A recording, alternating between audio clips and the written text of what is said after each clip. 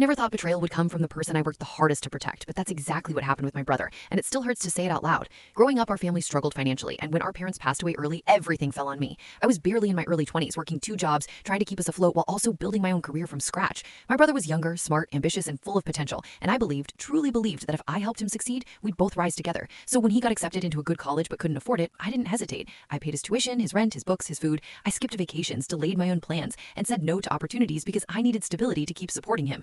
I told myself it was temporary, that once he graduated, things would finally get easier. What I didn't know was that while I was sacrificing everything for his future, he was quietly undermining mine. I started noticing strange things at work. Projects I'd worked on suddenly reassigned, ideas I'd pitched showing up under someone else's name, managers acting distant for reasons I didn't understand. At first, I blamed office politics or bad luck. Then, one day, a coworker pulled me aside and asked, half joking, why my consultant friend seemed to know so much about our internal strategy. That phrase stuck with me, consultant friend. I didn't have one except my brother, who I'd proudly talked about, who knew where I worked, what I did, and what I was building. Slowly, painfully, the truth came out. My brother had been networking aggressively behind my back, using my access, my ideas, and sometimes my confidential work to position himself as an insider. He framed it as learning, as helping, but in reality, he was feeding information to competitors, subtly discrediting my role to elevate his own. He'd sit at my dinner table thanking me for paying his tuition, then turn around and send emails that weakened my standing at work. When I confronted him, I expected denial, maybe guilt. What I got was worse, justification. He told me I was already established and that he needed a shortcut. He said I'd understand one day that this was just how the real world worked.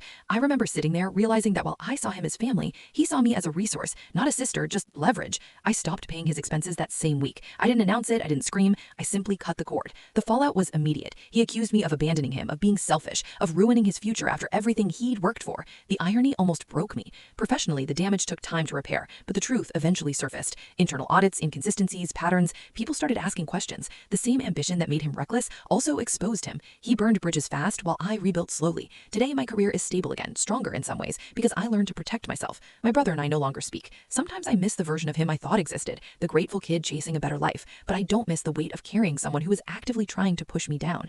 I learned that loyalty without boundaries is self-destruction, and that helping someone who doesn't respect you isn't kindness, it's permission. This isn't a story about revenge or victory. It's about loss, clarity, and the quiet strength it takes to choose yourself when family gives you every reason not to.